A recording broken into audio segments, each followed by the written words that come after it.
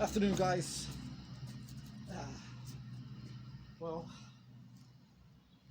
a bit more headway in the wood pile today, and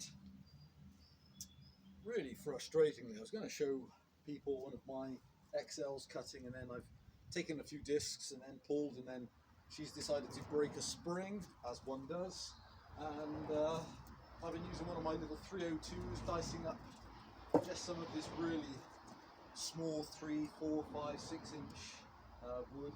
Always such a pleasure to use. And then I've got some bigger wood to go through, and I thought, I'm going to show one of my Jonsered 801s running today. So I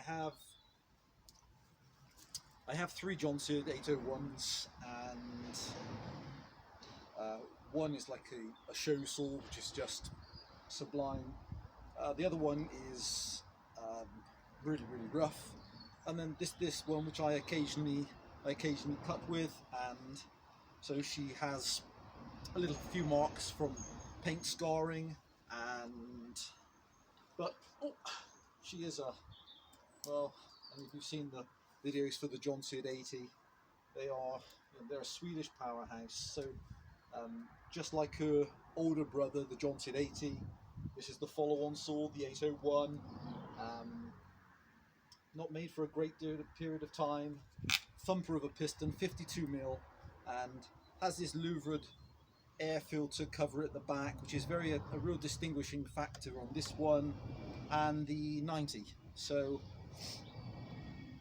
I've been offered a 90, which looks like brand new. It looks amazing, and it's an amazing price as well. It's nearly £700, and you think, well, a lot of saw, but then also a lot of money as well for a really old saw. So that needs a tiny bit of work as well, but it's staggering condition, beautiful condition. So anyway, I thought I'd show my 801 running today, and so she's running a Oregon period vintage replaceable sprocket nose guide bar, 20-inch Oregon full chisel chain. And so the last time I sharpened this chain, I tried something a little bit different till I've sharpened some of my other chains, and it's ever so interesting subject, chain geometry, when you look at the side plate and the top cutter plate and the different angles, and you start to realize that if you want to kind of cut and get this amazing type of, they're almost like spaghetti noodles. It's just incredible. There's certain things that particularly on the top, when you're actually filing out the gullet and then getting onto the cutter plate. Wait for that to go by. Or is he a while away? No, they're gone. And so, a lot of manuals tell you to just angle perpendicular to the bar. So as the drive link sits inside the guide rails, you'd be filing at 90 degrees. But I have found that if you can put a shallow angle, and the angle will be pointing up in the direction of the tooth which you're filing, it means that tooth comes to a sharper point quicker, rather than the trailing edge on the cutter. And I found that by doing that, I get and then if I've been using that approach, I've been finding that a 25 degree, so a blunter face on the cutter, but with it profiled up, so I have a more pronounced lead-in to the actual tip of the cutter. I get these fantastic noodle type wood chippings off. So I've tried it again. I've altered the angle very slightly on this one to give me between a 15 and a 20 degree angle. So I'm really keen as well to see how she performs Now she's just had a freshen up.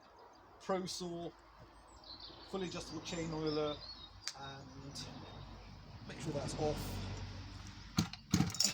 Fantastic compression. Well, it's almost identical, as I believe, internals, some cosmetic changes, but almost identical to the 80. Right, throttle lock, kill switch, but just amazing machines.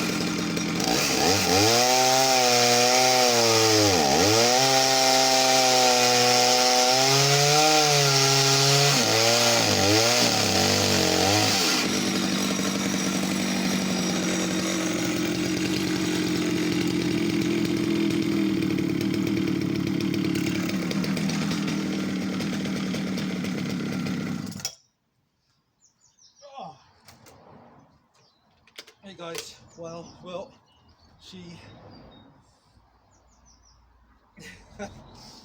cuts absolutely beautifully. Wow, she cuts so fantastic. So that is, so she's running a 20-inch bar, and that's about 16-inch, and just, well, you've seen it.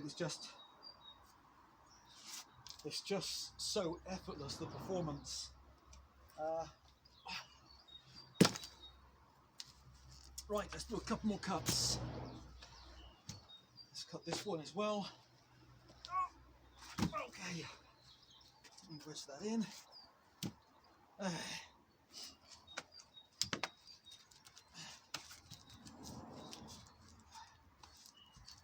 Right. So, as I said, I'm unsure if she's going up for sale or not, but I thought it's a nice thing for people to see again, the performance of this series of saw, and a real 80s power saw. They're just between 1970 and 1980, and just staggering performance. So making a genuine 4.5 to 4.75 horsepower, and can run. So this is a 20-inch bar, effortless, and can run up to a 25, although I would probably think you could run bigger, as the 80 specs a higher bar. Kill switch. This probably doesn't need any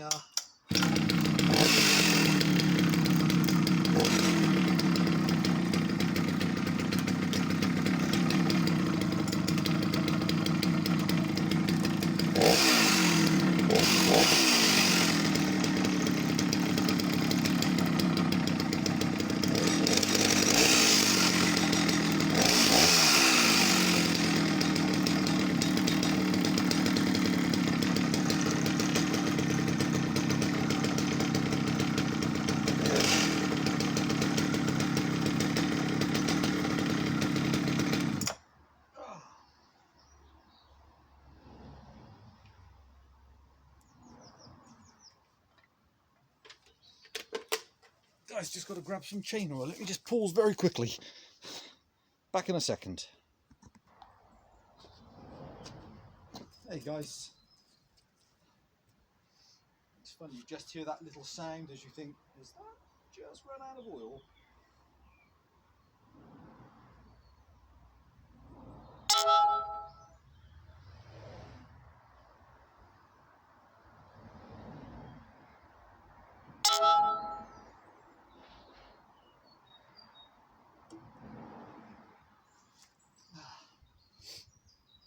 So oil wise, I've been using recently, for a little while now, the Husqvarna X-Guard, this Bio X-Guard oil, and I found its viscosity is so light and it flows so well. So even on some of the older chainsaws with an oil pump that is a little bit tired, let's say, it just performs so well. Okay.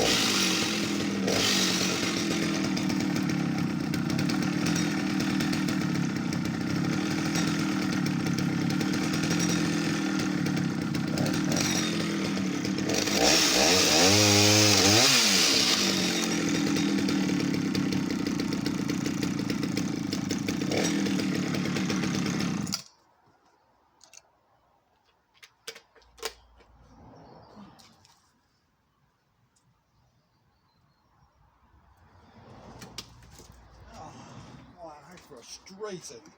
Okay, damn, look at that, I've just nicked,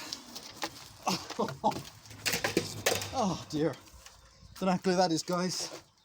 Look at that, I've just nicked at the very edge a piece of barbed wire set into that wood.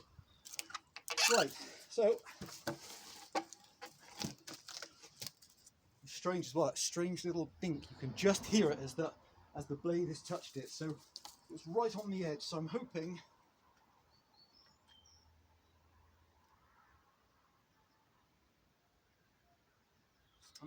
it's just done 1, 2. Oh, I'm very fortunate. Okay. It's just brushed 2 teeth on the outside. So they need to be dressed, but there we go. Guys, thanks for watching. That's the beast, which is the 801.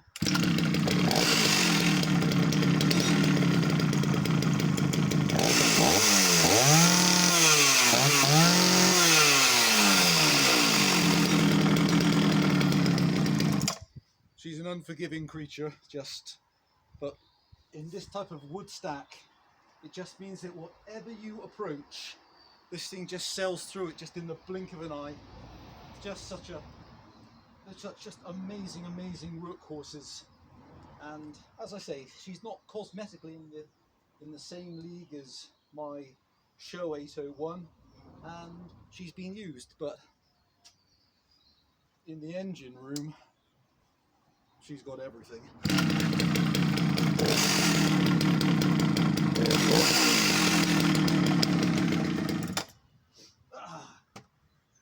Guys, stay safe out there, take care. More videos soon. Bye for now.